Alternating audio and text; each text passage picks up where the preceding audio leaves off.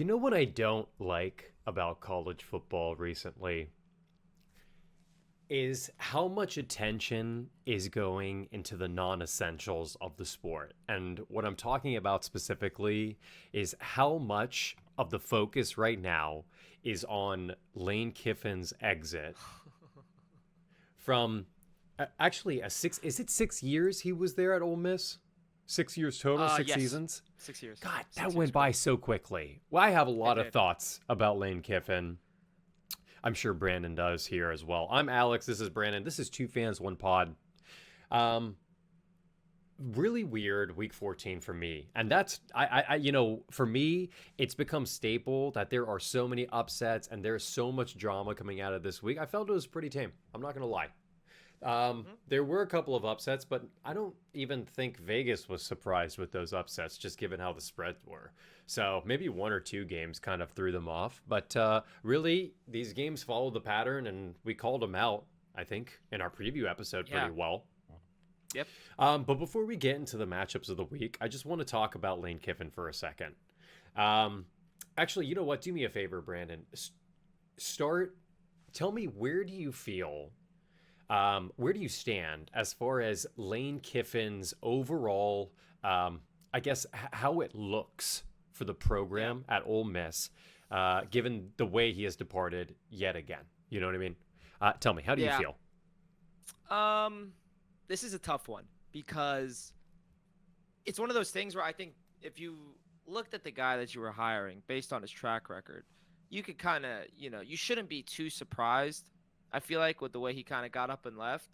Um, but also at the same time, the narrative around him being at Ole Miss was, oh, this guy finally found his home. He finally pieced everything together. That this place is like the perfect fit for him. It helped him kind of come together and reincarnate himself. And he finally found his footing. He finally found the spot for him to succeed in this landscape. Um, but I think at the end of the day, unfortunately, I don't know if you saw that quote, "A hoe, you can't turn a hoe into a housewife." I think that unfortunately was kind of accurate in this case, for lack of better terms, right? I'm not gonna, obviously Lane Kiffin's not a hoe per se, but he does, he's always seeking a better opportunity, as anybody would, right? If in their professional job and their professional career, everybody's always looking for the next best thing.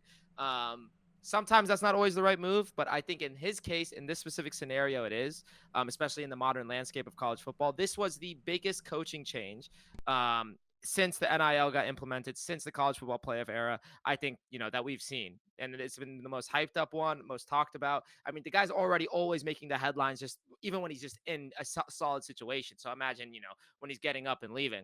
Um, what I will say is I don't like too much. Here's what I'll say. I don't like how long he dragged it on, the decision, but I also don't like, you know, I don't like the way Ole Miss kind of is handling it right now too, and just the reaction that they're having. Just because I feel like, one, you shouldn't be too surprised. Two, this guy brought you like the most success that I've seen in like a pretty long time.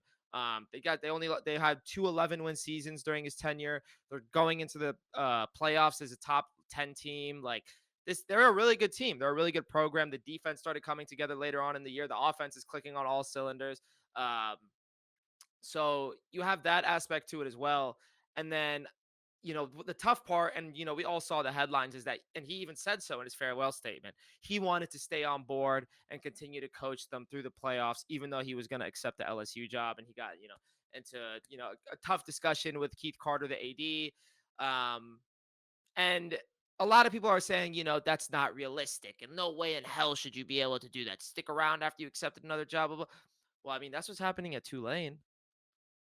John Summerall's still there. He's finishing the season with them. At North Texas, Eric Morris is still there. They're potentially going to make it to the playoffs. So it's like, what are we doing here? I do understand though. It's at first, because it's such a big move, because it is the SEC.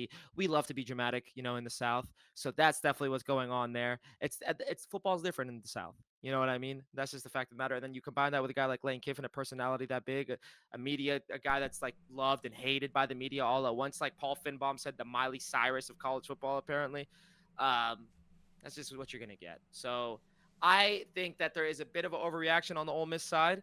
But I do think Lane Kiffin kind of did go about this in a sloppy way. As far as the actual move to Ole Miss, I think it's a great move. Apparently, they're going to give him $25 million a year to build his roster. I mean, come on. This guy's a top-tier recruiter. He brought so much talent to Ole Miss. We really think he's not going to do that again at Ole Miss. He already got the number one recruit in the country, high school recruit in the country going to Ole Miss or going to LSU. So he's already having fun on Instagram with it and everything. Oh, I can't wait. I can't wait to see this. Gosh. Lane Kiffin. That was long. I apologize. Kiffin. No, we dressed like him today. Show the outfit. I think we both did a good job. We went for the Lane Kiffin outfit. Hoodies. We really like. Yeah. I mean, I vibe with his look. Hey, you know what? At Ole Miss, you can't even argue. The kid was happy. You know, he was doing yoga in the morning, and his cold plunges and whatever the hell that he was doing. Lane Kiffin, what a diva, man. What an absolute diva. Are you kidding me? How do you find yourself in this position every single time you leave a program? Every single time. There is, one of my favorite shows of all time is House of Cards. There's the famous line where Frank Underwood goes to his mother, and he's staying at his mother-in-law house, and he's bragging about how he's the president, and he basically finessed himself into the role. And she responds by saying, like, God, all that money and all that power, and you still don't have class. And let me tell you something. This guy does not understand class. And he tried. Brandon, he really tried. I'm not going to lie. He really tried with that. Do we call it a tweet? With that X post, whatever the fuck it is. Statement. I'm going to tell you this. It's the way I look at Lane Kiffin is he is a little bit of a phony. I think he's a little bit overhyped. I think it's very valid, and this is not even a bad statement. I think anyone will agree with me. He is not the best coach in college football. He's probably not even in the top 10. Realistically, he's not even in the top 15. But what Lane Kiffin can do, what he has the capacity to do, is recruit, just like you said. Go ahead. Prepare yourself. I just think he was the best option available for this cycle. That's what it was. He is now at the helm of LSU. He is exactly where he wanted to be. I don't know if you remember this, but he wanted the Florida job last year. Let me ask you a question. If Billy Napier got fired last year, if DJ Lagway didn't have those few last games of crazy talent showcase, whatever, if Billy Napier gets fired last year, does he not take the Florida job? Oh, I mean, yeah, absolutely. Yeah, exactly. He is all about what is shiny and what is right in front of him. I don't know if you remember at his days at FAU. That for me is like seared in my memory of how cringe this guy was with those hype videos and the little golf cart and everything. Sorry about that. But the little golf cart and everything and his little, oh yeah, look at me, I'm a freaking badass, whatever. Dude, it is seared in my memory. Lane Kiffin's a diva. I think he's overrated as a head coach. I think he's having a phenomenal season offensively. I mean, he does not have the defense nearly close to what he had last year, but his offense is a superstar offense. He's got, crazy talent. You cannot deny that. If this team makes a run in the playoffs, is it not because the roster is talented enough to do so, even with a backup head coach, a defensive coordinator? By the way, their defense isn't that good this year, you guys. So, I mean, if the team makes any sort of run in the playoffs, it's more than indicative that Lane Kiffin is great at recruiting, and he's great at building, and he can piece together. He's like, it's like Moneyball. You know what I mean? He's like the kid in Moneyball. Yeah. He knows the right pieces in the right places. But you and I both know that is not what it takes to be an excellent head coach. There is a reason Saban fired the guy. Do we not remember how awfully he exited from Tennessee and USC and the Raiders? Do we not remember how awfully he got exited as offensive coordinator into the playoffs by Nick Saban? You guys, he is reckless. He is incredibly reckless. And now he's in a position to lead a top 5 program in the country. Yep. And listen, Do you think he's a better fit for them than Brian Kelly is, right? oh my God. He is First the of best all, fit for them out of all the candidates first in of the all, all in the first of cycle, all, right? first of all the little Brian Kelly simps that were in Oh, my here we go. comments early in the offseason and earlier in the season. I mean, I have been a Brian Kelly hater for years now. Like him getting hired by LSU was, I'm saying, like insanely shocking to me. I was like, I mean, Yeah, literally at that that didn't point, make they sense. just hired him for win-loss record. That was it. Like, but Brian Kelly's an awful, awful head coach. Awful head coach. And I've been saying that for a long time. So I'm not saying that Lane Kiffin is as bad as Brian Kelly. I think he's much better fit. He fits in the SEC, but he's a fit anywhere in the SEC because he's a little showboat. He loves you cannot A deny lot of this guy flash. A loves the lot of camera on flash. his face. He made a whole spectacle of this. It's embarrassing. This looked really, really bad. And I think Ole Miss was just kind of like, bro, if you want to leave, get the hell out, dude. This is like you're making a Yeah, whole that's thing that's out what of it this, seemed like. They and got now, to the point where yeah, it's like, dude, go away. Like you're making a whole thing about this. Like we're on a one track right now to win a national championship this year, and you are hindering officially. So we want you to have no connection with this team anymore, and I respect the hell out of it. It looks like he's taking the entire offensive staff, and the entire defensive staff is staying because they hired the defensive coordinator as the head coach. And you know what I like about Ole Miss? You know what I like that they did? I like that they put their foot down and they said, this is the guy we want to move forward with, and there's no like interim, we're not going to test him out. It's like, this is him. You know, he's done enough, let's put him in the role. Never been in a head coaching role, and this team is like, what are they, 11-1? Yeah. It's insane. What the hell, This dude? was insane. What the hell, This dude? is insane. No, I think that so let's talk about this. Let's talk about how the future does look for him now. You know, you and I both agree. We disagree on, I guess, his caliber of coaching and how good of a coach he is. I completely disagree with you saying that he's not even a top 15 coach. But I do agree with how sloppy he went about this. I don't agree with you on maybe the way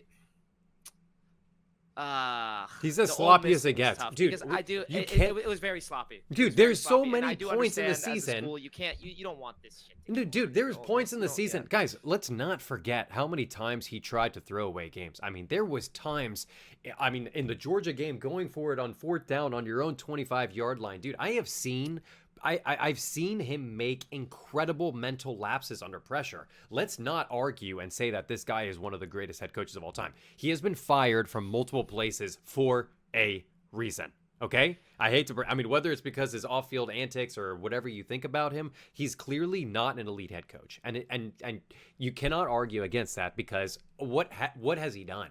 Really? What has he done? There's no playoff appearances, and it will continue on. Guess what? Because you moved, you left. Still no playoff appearances. So this team, Yeah. I mean, he's, you know, even going into the playoffs, he wasn't allowed to keep coaching. Saban fired him. Dude, Brandon. Let me ask you a question. Over under LSU number of wins for next season. 9.5. What should I'm telling you right now, I'm going to give you my preemptive line of 9.5. I don't know what they're going to release. My guess is it'll either be 8.5 or 9.5 because it is first year. Like there's going to be some hiccups for sure.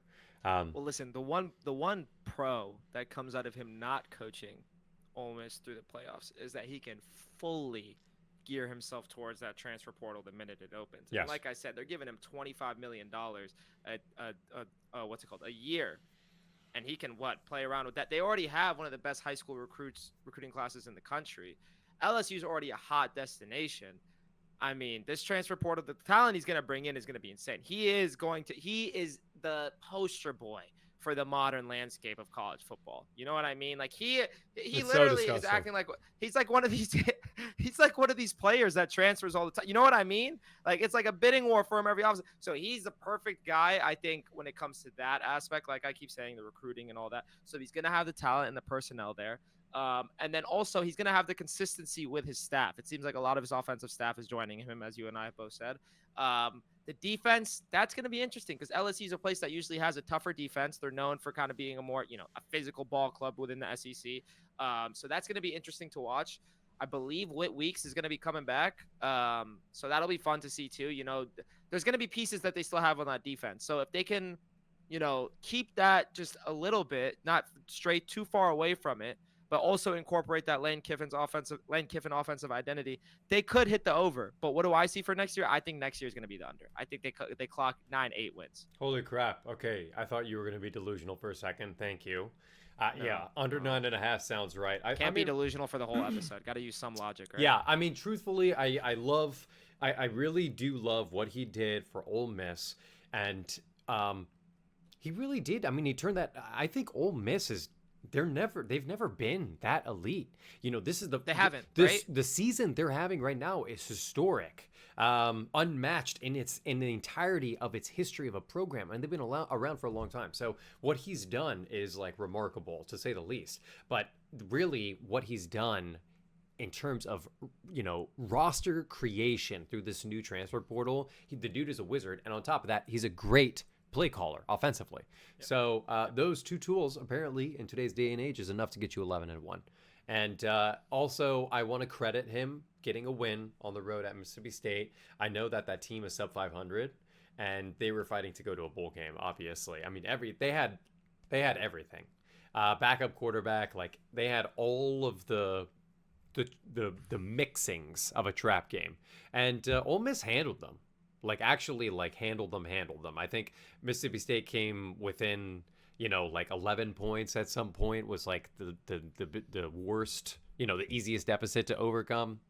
But Ole Miss took care of business. Who knows? Maybe they make a run in the playoffs. I don't know. It'd be interesting. It would be very interesting. What I will say is LSU is at Tennessee next year, and we all know the history with, you know, Lane Kiffin in Tennessee, and also they're at Ole Miss. They're going to Oxford, and he shared that on his story and everything already too. You know, he's excited about. He's feeding into all of this. He's feeding into the villain narrative. He's feeding into all of it. I like the way he handles the energy. I like the way that he slaps you back in the face with all the criticism that you throw towards him. Yeah, he was getting booed. He was getting booed on the way out, getting on the plane, on the tarmac and all that. That tarmac. He should just stay away from runways. Like, I don't know. This. Why does he make such a spectacle every time? Anyway, what do I know? Because he's a little kid. We're just two fans. Well, are we?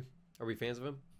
All right, we're gonna stay in the SEC. I'm done talking about the kid. I mean, congratulations. Hey, you're the new head coach of LSU. Let's see what you do with this program. Go Tigers! Because what's the statistic before Brian Kelly? Like every head coach had won a national championship or something. The previous 4 or 5 or something. How tight of okay? Last question before we move on. How tight of a leash do you think he's going to be on, and how many? I guess like how many seasons can he have of like 9-win seasons, or, you know, not winning the SEC? Like, you know, how tight of a leash? The governor's involved. I think as soon as I found out that there is actual political play in decision making I mean, dude, it's a completely different world there. So I think every coach in today's day and age, I think you're guaranteed 3 to 4 seasons. That's what it sounds like to me. Nowadays, if you become a head coach, it's 3 to 4 seasons that you're given, kind of like, and then depending on how you play, they might give you like a 5th, and then they'll make their executive decision. But so I feel like, yes, he could potentially be a head coach there for up to 5 years. The scenarios I see where he's not there for 5 years is if he starts off with 2 really bad losing seasons, 2 to 3 wins each. That's what I'm talking about. If that happens, he's going to be nixed, and they'll probably take the hit for that. Or if there's a major scandal with him for any which reason, that's the only other scenario I see him leaving before 4 to 5 seasons, I'll say. So there. Does that answer your question? Yeah. It does. I mean, it's a very political, you know, answer, because that's what it's come down to. It's just like, what do I see on the trends? And it's because the buyout amount too. They're not trying to pay all that shit. Like, and it's a stupid amount of money. I mean, look at Mike Norvell and Florida State. Both of them are. Anyway, what are you gonna do? Staying in the SEC. Huge win for Sark. Your boy. Oh, I was gonna say, John. We're not gonna talk about your boy going to Florida. Which one? John Summerall. Oh, John Summerall. Do we want to talk about it? Okay.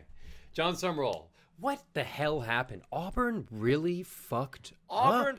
And Kentucky. Both of them. Dude, how did Auburn fumble this so... You could have had... What the hell? Auburn fumbled this so hard. I mean, there is no disrespect to Alex Golesh, by the way. I think he's a respectable head coach. I think he'll be fine. But you could have had John Summerall, dude. You could have had an instant turnaround with that guy at the helm. But now he's at Florida. And correct me if I'm wrong. John Summerall didn't he make fun of the Florida job not too long ago? I mean, He withdrew his name from consideration. I want to say like end of last month. yeah, end of like end of October, October. or, like, early November. That's something how like I'm that. remembering. He It. withdrew his name from consideration. I think he was eyeing either that Auburn and Kentucky job. Kentucky just goofed and decided to fire their coach after Yeah. all these hires were made. Like, what the hell? And it's not just any Kentucky. coach, it's Bob Stoops. You know what I mean? Like, what are we doing? Guys, Kentucky So, is an I don't embarrassing. know. I'm not gonna lie. Kentucky's like an embarrassing football program. I mean, the fact Will Levis went to Kentucky, didn't he? He transferred out of Penn State to go to Kentucky. They've had. I know there's a number of talented players from Kentucky, so I don't want to disrespect the school too much, but that front office is awful.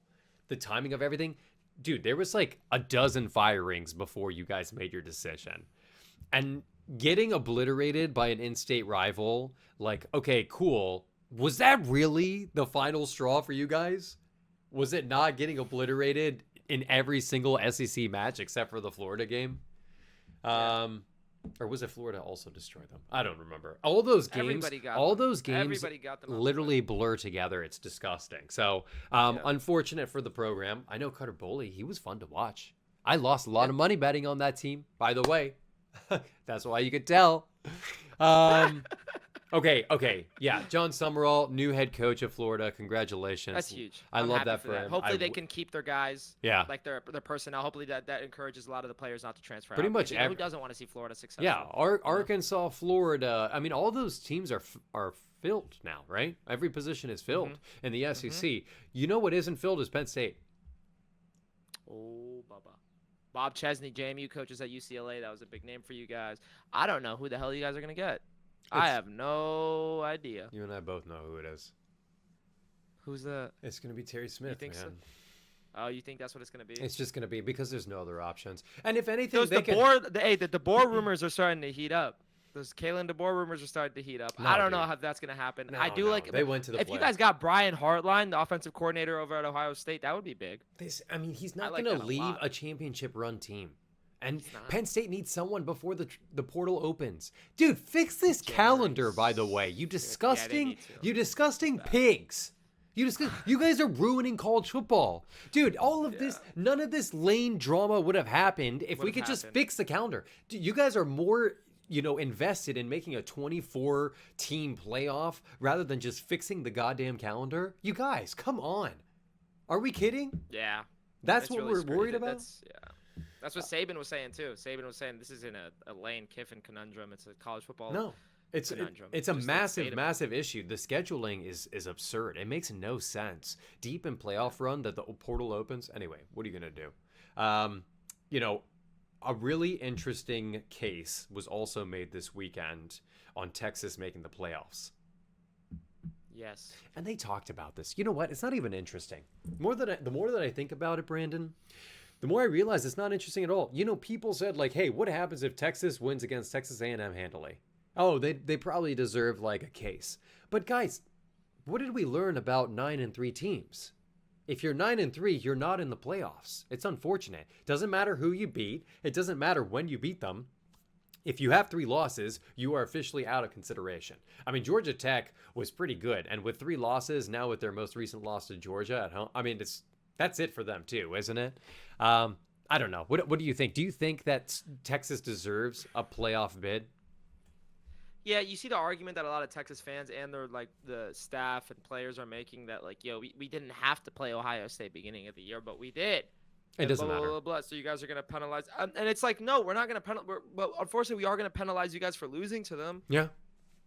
That's just what it is. Yeah. It wasn't like it was an offensive shootout and there was a final field goal. Dude, that defense handled you no problem. And we've learned every week going forward that defense is the best in the country. Don't get me wrong. But Arch, it took you 11 and a half weeks.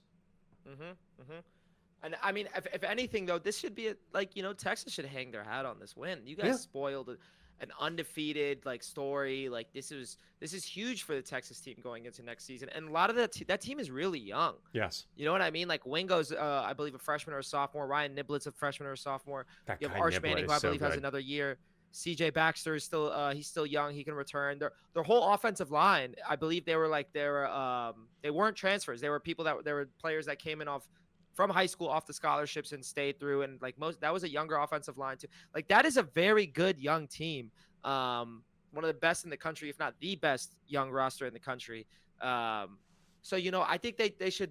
Even though I know they'll be disappointed that they're not going to make the playoffs after a big victory like that, but I mean, going into next season, they should be focused and hyped up, take advantage of this transfer portal, just like, every other team that's not going to be in it, because you guys are going to be the hottest destination, and you're going to have the ability to solely focus on that, to be the hottest destination in college football and have the ability to focus solely on that. Last year you couldn't, and you still were pulling names left and right. So now you can just lock in, and Sark can recruit. You and me both know that. So this is going to be fun for them next year. I'm happy that Arch Manning started to come into his own at the end of the year. He started to get more comfortable and confident. Confidence. Yeah, that's what it is. The confidence was huge for him. It was huge. Yeah. No, I mean, unfortunately, if we're talking about them making the playoffs, I don't think you can give them a spot. No, you're out. Sorry, Texas. Sucks to suck. You can't. You guys, dude, if we start allowing 9-3 teams who don't play conference championships, by the way, we're going to get into the 7-5 Duke team that's going to be playing for an ACC championship in just a second here, which is a disgusting disgrace. It's really bad. But yeah, so Texas probably don't deserve a playoff spot. Texas A&M also potentially will now maybe only host, since they don't go to the conference championship. Yeah. They'll probably end up hosting a playoff game, which will be fun. And they deserve to go. 11 wins. Crazy season. Yeah, no, absolutely. They 100% should be there. Yeah, they should be there, and that spot is locked. Texas, sorry, next year. Let's let Arch come back. Let's get one more year. And I think he will. He yeah, definitely will. And I think this will serve well for the team. He'll come back with a lot more confidence. This year, there was way too many lights on the kid. Georgia Tech. Oh my God, bro. Oh my God. First of all, this game should not have been 16-9. No. This game, you have no idea. This game got me so primed. This was one of the Friday matchups, and I was like, dude, this is going to be a great weekend of rivalry college football, because there was a bunch of nonsense in this game. There was flags. Low-key, Georgia offense looked really bad. I'm not going to lie to you. They were missing like Gunnar Stockton. It just looked messy. It had all the makings of a rivalry week game. But Georgia Tech couldn't do anything. They couldn't do anything. Haynes King, I've never seen him bottled up like this before. Not this season. Granted, level of talent on defense in the ACC probably not as good. If anything, this should solidify everyone's view on how awful the ACC is, by the way. Okay? Georgia, lackluster to say the least on offense. But guess what? You get a redemption game. You get a redemption game in the SEC. And I don't want to go into the matchup because there's only like 5 games. So our preview episode is going to be really important. But this upcoming game, all I'm going to say is I already put money on it. That's all I'm going to say. For me, it's so obvious. I love that. The pick was like this. And I was like, I need to get it before the line changes. So yeah, Georgia, fun. You get to have a redemption game against your one loss of the year. We'll see how that goes for you. Georgia Tech, unfortunately, your 3rd loss on the year. Still, you only had 2 losses in the ACC. Still not good enough. Duke ends up going in your place, and they're playing against UVA. Oh my God. Miami on the outside looking in. Dude, is the ACC going to be redeemable next year at all? Carson Beck's not going to come back. Someone would have to go to Miami to carry that team offensively. I don't know. The ACC is kind of a joke. There's a chance Miami doesn't go to the playoffs. There's a very, very good chance. There's also a good chance that even if UVA wins, do they make it to the playoffs? They do, right? They do. I believe so. But that's if top 5 highest ACC or top five highest champs. Yeah, if they end up losing to Duke though, they are out of the playoffs. Is there a chance that there's no ACC bids? I think just because of the like logistically, and all that, they'll make sure that there's one. Okay. But like I think that if that is the case, there shouldn't be. No. There should not be. So the If scenario UVA is loses, no. if UVA loses to Duke, maybe we put money on that because the ACC has just been in shambles, dude. 3.5. That's the line. 7-5 Duke gets 3.5. Isn't that crazy? First of all, anyway, we can talk about it next episode. I literally have so many things I want to say. We'll save it. Lock it and load it. Okay. I think that covers SEC for the most part. Those are the big ones on Friday. Yeah, I mean the Ole Miss Mississippi State game, we talked about that. Yeah, LSU Oklahoma. That game, I did actually watch that game. I don't know if you were able to tune in. I took LSU plus 10.5, thinking that this game would just be a battle on the ground. And guess what? It was literally yet another game where John Mateer needed a few explosive plays to get enough points against this LSU defense. But really, again, I don't want to discredit John Mateer because he puts up a ton of yards, and he has the ability to get those explosive plays. But LSU was stout, especially in the red zone in this game, I thought. And I don't know. I still don't have that confidence in Oklahoma. I'm going to be very honest with you. I do not have that confidence in Oklahoma to be able to secure wins against very solid offensive and defensive teams. I think because of the nature of their schedule, they'll probably end up getting a home advantage game. Do you think? I mean, they might be teetering between 8 and 9, but all their wins have came against sus teams. All their wins, every single win that Oklahoma has there's had, no has way not you been think valid. Alabama is fraudulent. sus. Alabama is not a sus team. That might be the one. But Okay, that one came down to the wire. One came down to the wire, and Alabama's offense is not what it used to be. It's not a tough physical offense, like you said so yourself. Wrong. It's just smelly West Coast pass first, pass heavy offense. Yes. Missouri, they played Missouri with who? With Zollers, with a freshman quarterback. Okay, congrats, you got the win there. Tennessee, you and me both criticize how smelly that defense is. Tennessee and their defense offense, is ass. Confirmed. Yeah, there's that too. So they lost against Texas and they lost against Ole Miss. Those are their toughest opponents that they've played all year. Congrats, you beat Michigan, you beat Auburn, who ended up firing their head coach. South Carolina had an awful year this year. Mm-hmm. They have not. Oklahoma is a fraudulent team. Congrats though, you guys have a great defense. I'm a fan of Brent Venables. Don't get it twisted. Mateer was doing his thing in the beginning of the year, but unfortunately, he's not a ball thrower. No, the defense is good. Defense is good.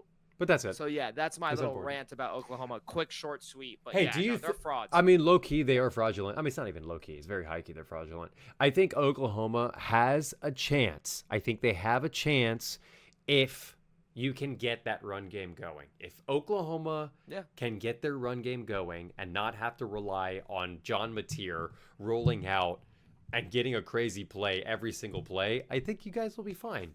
But just get some offense going, Oklahoma. You know what's funny is people say you got to run the ball to keep the defense honest. They have to pass the ball to keep the defense honest. Yeah, it's really gross. That's because all eyes are on that run game. Yeah. God, I don't know. I don't see Oklahoma. I'm with you on this. I don't see Oklahoma going very far in the playoffs. With the defense, they will. With the defense, they could. They could. It's always defenses. The Iron Bowl. Yeah. What a weird game. Gritty. This was a gritty game. What a weird game. Could you imagine? Just shh. Why the hell did Hugh Freeze start Jackson Arnold? I don't know. Because it wasn't the whole thing. Dude, this Austin Daniels guy. The whole thing going. Oh, you're saying. I was about to say. I thought. This guy is so good. Ashton Daniels. Sorry, this guy is so freaking good. What the hell? Who decided to put Jackson Arnold in over this guy? He was electric on the field. 108 rushing yards, 259 in the air. I mean, this guy was so fun to watch. Anytime a play broke down, I knew immediately he would just go like this. Time to go bully my way for 4 yards. 4 yards after contact. I loved watching this version of Alabama. This version of Auburn, if Ashton Daniels' run Auburn offense was taking place throughout the course of this season, all of my Auburn bets would have hit, you guys. 100%, no doubt about it. this Auburn team is able to produce offense with Ashton Daniels at the helm. Sorry. It is what it is. I really also, for the record, I thought DJ, is it DJ Durkin? The Yes. the offensive coordinator that they named interim head coach. I thought he was going to get the job at Auburn. I'm not going to lie. Because I saw him. He was a head coach at Maryland. He wasn't necessarily the worst head coach. I was just very confused with like how. I mean, again, this goes back to like how did Auburn muck this up so bad?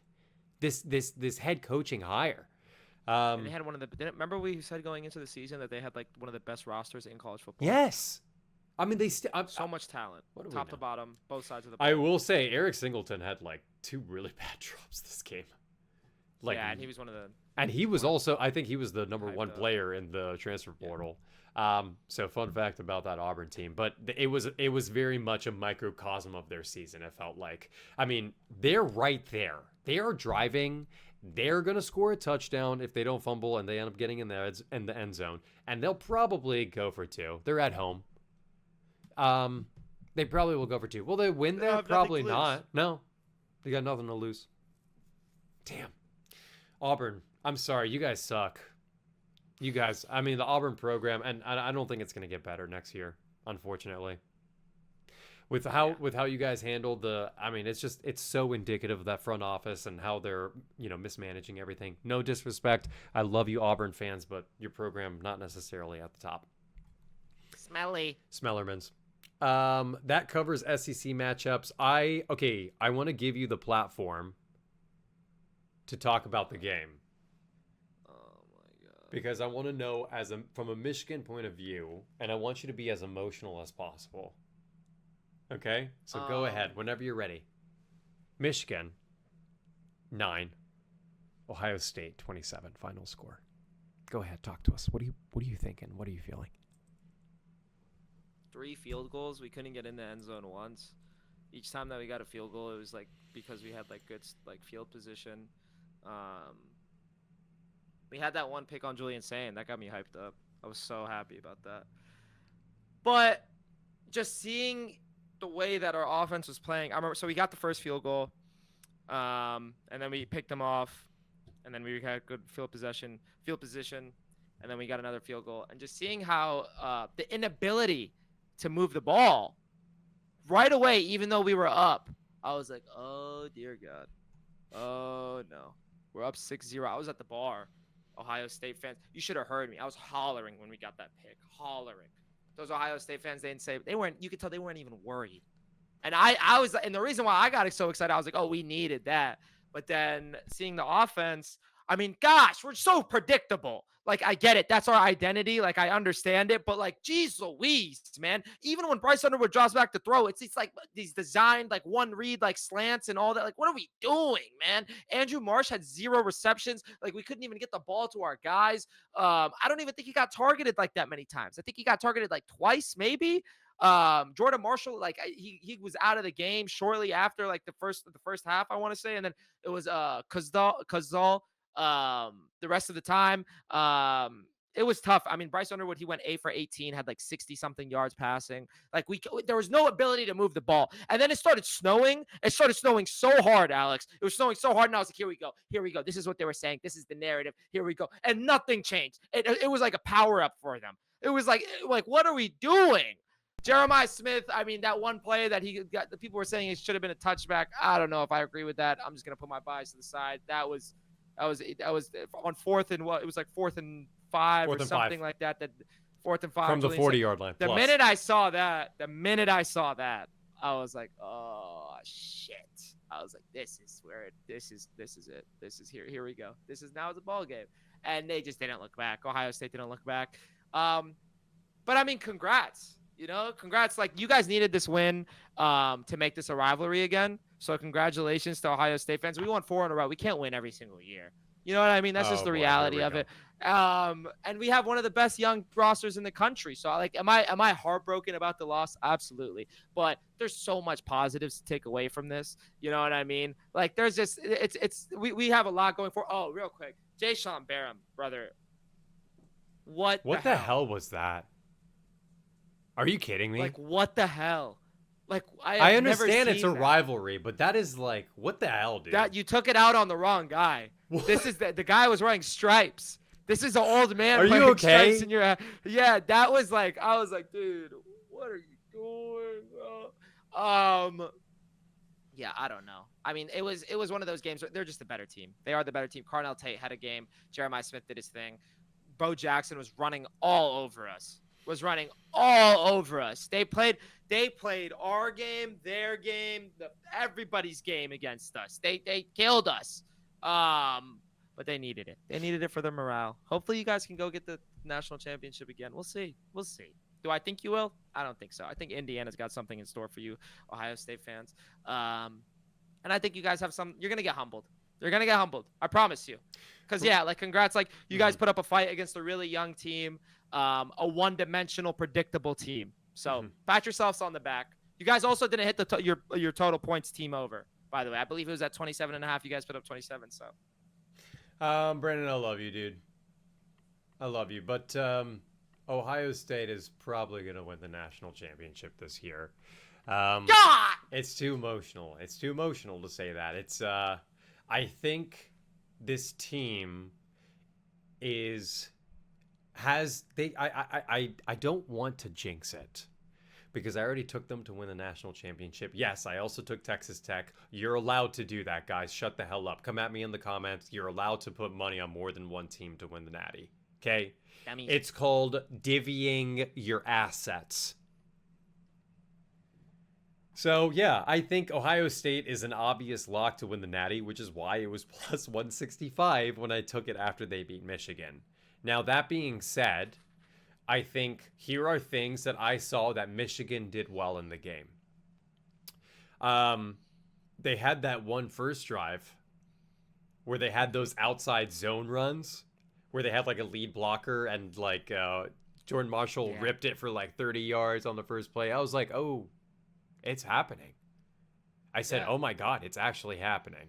This team is so gonna. Excited. They came out with an obviously, a very strict approach on how they wanted to tackle that defense. They thought that the edges were the things to tackle, and I think it was a good game plan. The problem is that they couldn't convert on third downs at all. The team just could not convert on third down. I understand. Run, pass. Listen. Run, pass. I understand. Like, gosh. I understand that you got 3 points and you settled for 3 on that first drive. That's good. Set the tone. That's okay. You guys grinded for those like 4 minutes, and then 2 plays later, they get that pick, and it was such a wrong read, right? Julian Sayin throws an awful. He makes an awful read. It's good disguise coverage, whatever, and guess what? You guys are primed again. Holy crap.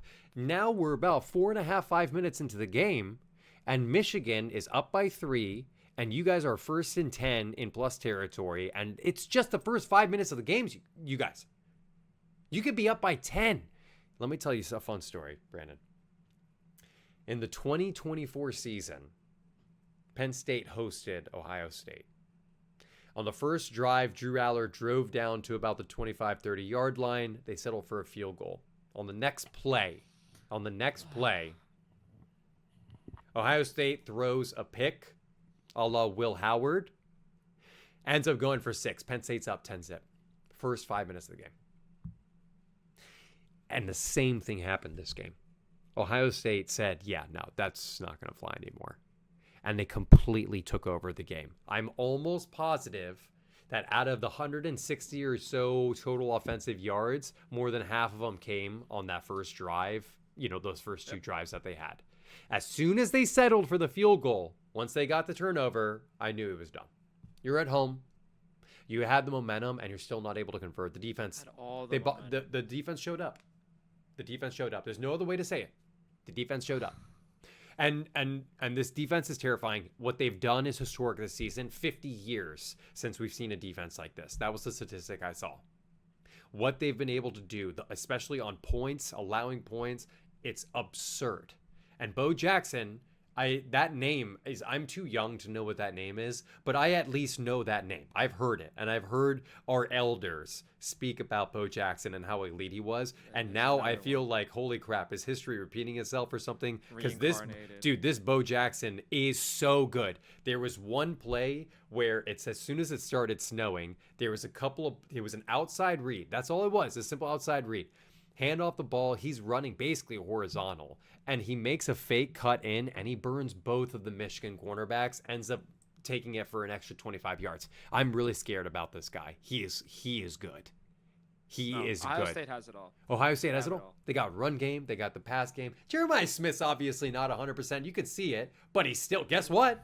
He's still mossing people. That was enough. Guess what? He's still torching people, and he's still making insane plays. This guy, they're gonna get a bye, right? Ohio State will get a bye if they win as soon as Jeremiah Smith is fully healthy and Garnell Tate is fully healthy, and that team is like, I mean, it's done. Take them to win the Natty.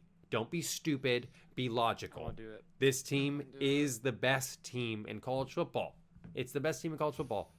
Unanimous. Their Unanimous. roster is loaded. They got it all, and it was one of those things where, like, Wink Martindale. I'm a fan of him as our defensive coordinator, but it's just it was too much that you didn't know what to cover. You didn't know what to stop. If you wanted to cover over the top, they had something drawn up where they had two guys running down low on the drags or the in routes, and then also you could just run the ball, hand it off to Bo Jackson, and bada bing, bada boom, he's gone. If you want to go ahead and bring you want to cover the box, and you want to bring all your the secondary down low, press up. Good luck, because those guys they're going. Yeah, they played a great game. They played a great game. Kudos to them. Emotions aside, hats off to that Ohio State team. Julian Sayin is a dog. Julian Sayin, I have been avoiding saying it. That was like kind of like a, you know what I mean? But he might deserve the Heisman. I think so. I mean, he's so accurate. He's so good. I know he has great players around him, but like, dude, the guy he's placing the ball perfectly every time. He looks so poised. Like, even that one interception he had, you could tell that he was going to – the way he bounced back was incredible. Yeah. It really was. And Michigan was bringing pressure all the time, whether they were getting to – the pressure was there. But, yeah. No, yeah. He is really good.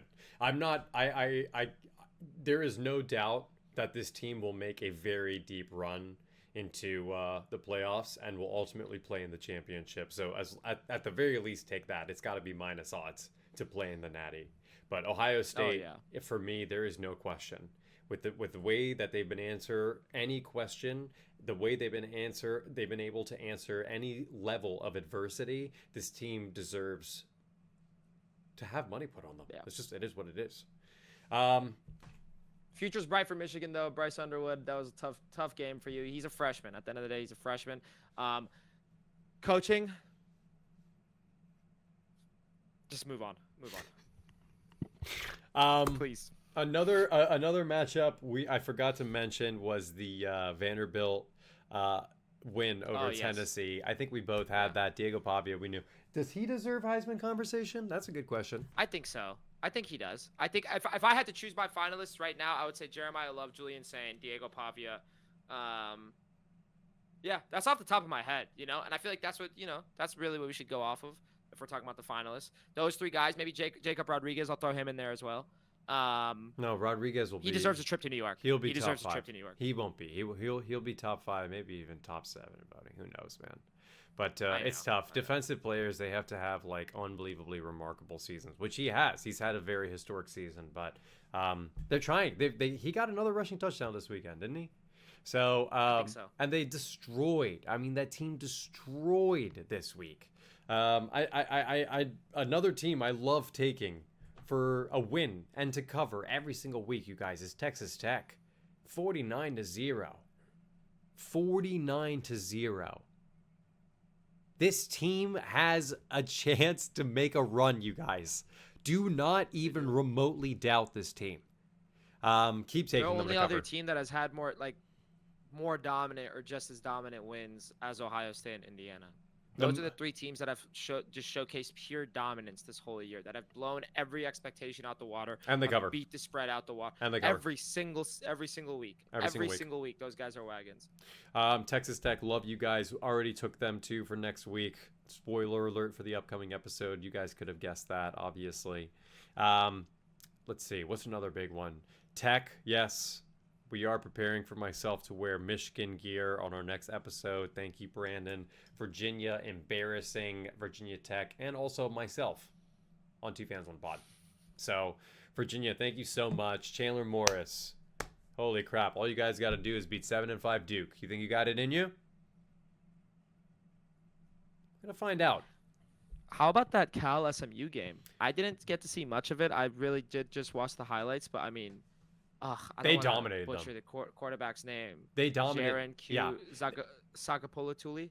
And they made a run in the fourth quarter because I watched the first half and then I watched the highlights for the second half. I don't remember. I think it's because I fell asleep potentially, but that was a good game. That was an exciting game. I didn't realize that they made a run in the fourth quarter like that, but Cal really had the lead for vast majority of the game. And it was a heavy duty lead. They were playing really well. It's just more that those kind of scores speak more to the fact that it's just it's such an awful conference. It's such an awful conference. SMU, dude, Cal just fired their head coach. And now they're responding by gone. I mean, dude, I don't know. I'm really curious to see where he goes, that quarterback. Wow, 330 and 4 touchdowns. He looked real, and he's had. I've talked about him. He's looked really. Sagapolu Tele. So thank you. I had the confidence really you didn't. That's all we'll remember. Yeah. This. I should have just ripped the abbreviation JKS. I was so cool, but then I was like, let me give it a shot. Miami dog walk Pittsburgh. Guys, I hate that Pittsburgh was ranked 22nd in the country at 8-3. Are we kidding ourselves? Yeah. Because what? For why? Because you beat Georgia Tech? Oh. Yeah. Oh my God. Yeah. Congratulations. Yeah. How did you do it? Pittsburgh, you're not quite there. I think what Miami tried to do there was to prove that, hey, we can actually hang in November. People say we can't play in November. We did. We beat a ranked team on the road. Everyone said, oh, it's going to be too cold for us. They destroyed Pitt. I don't know if you watched this game, but on both phases, the defense, Pittsburgh had no answers for this defense. Zero. Yeah. Shut out in the second half completely. I mean, this Miami team, I will say they also scored with less than a minute to go, and Carson Beck was still slinging the ball. So really, it was Mario Cristobal is I want to put up as many points as possible and prove that we can win on the road in less than ideal environment in a ranked matchup. Even though should it have been ranked? Probably not. 10-2 Miami. Are they going to make it to the playoffs? Is UVA? I don't know. I mean, let's be honest. I know that the whole out of the ACC, come on. Come on, Miami. This team, Miami should make the playoffs. If we're really gonna take one team out of the ACC, we all know who it should be. The fact that we're even continuing to have this discussion, Miami has a better chance to compete against these SEC teams, and they have. Yeah. They have competed against these SEC teams. They beat Notre Dame. Yeah. It's ridiculous to me that they're even consistently having to fight for a spot. Yeah, Miami's good. I mean, when they're good, they're good. But when they're off, they're awful. They're bad. So we'll see. I mean, maybe the committee will take that into. I mean, they love the eye test shit that I keep hearing about. They love talking about that. It's eye test. Look, Notre Dame is winning by 7,000 points, which means they're just obviously better now. So we're gonna put them above Miami, who beat them earlier this year. Oh my God, I want to talk about the Utah-Kansas game. I don't know if you saw this game, but I just want to talk about it. I actually did see bits and pieces of it. Yeah. Okay, yeah. I just want to say what I want to say about Devin Dampier. I want to say. I didn't put money on this game. Devin Dampier. Actually, I don't even want to talk about Devin Dampier. I want to talk about Jalen Daniels. That's what I want to talk about.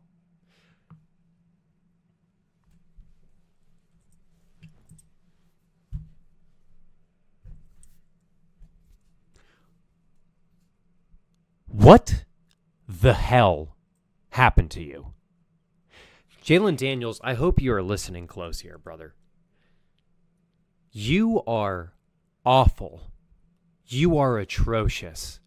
What the hell happened to you? Mentally, I don't know. Is it a physical thing? Are you going through an injury? This guy loved throwing interceptions on Saturday, especially in the red zone. Especially in the red zone. They had the game. And I don't want no discredit to this Utah team, but the reads that this clown would make and how off these throws were inside the 15-yard line in plus territory. Disgusting. Disgusting. Jalen Daniels. Oh my. 5-7 for Lance Leipold's Kansas team. Jalen Daniels. I mean, probably should have benched this kid. I'm not going to lie to you.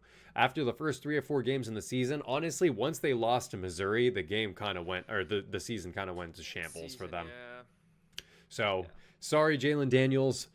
My bad for thinking that you were good. I thought Kansas would make a run in the Big 12.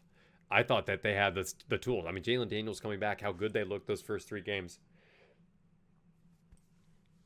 I need you to educate me on the Arizona State game. Oh, that was a. I saw that pick. I saw the pick over the safety who got the pick over the wide receiver. That crazy highlight, which might be like interception of the year. Not gonna lie.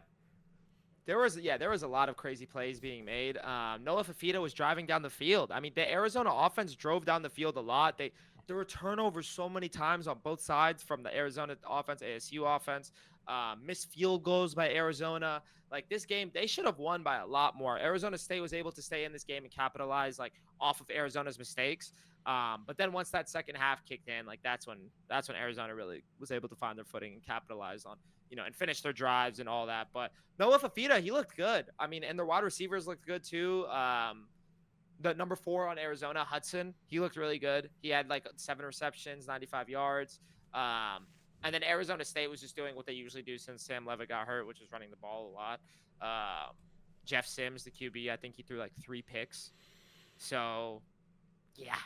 It's not going to do it. It was one of those things where, Arizona was playing sloppy. Arizona was playing very sloppy in the beginning of the game. They missed field goals. They were turning over the ball every single time they drove down the field. But then as the game went on, they were able to, correct their mistakes and actually capitalize. Yeah. I want to shout out 2 teams, and you can do the same, obviously. For one, I want to shout out Clemson. I ended up taking Clemson plus 2.5. I think that was a lock. We talked about how both of those head coaches were kind of going to be in the hot seat. Probably in the offseason, Dabo Swinney, not so much just because of how much he's done for that program historically. So I think him getting a win on the road against an in-state rival, I think that's huge to close out the season. And I also want to shout out Penn State for becoming bowl eligible off of a fumble for touchdown against Rutgers in the 4th. By the way, against Rutgers. 40-36. Congratulations.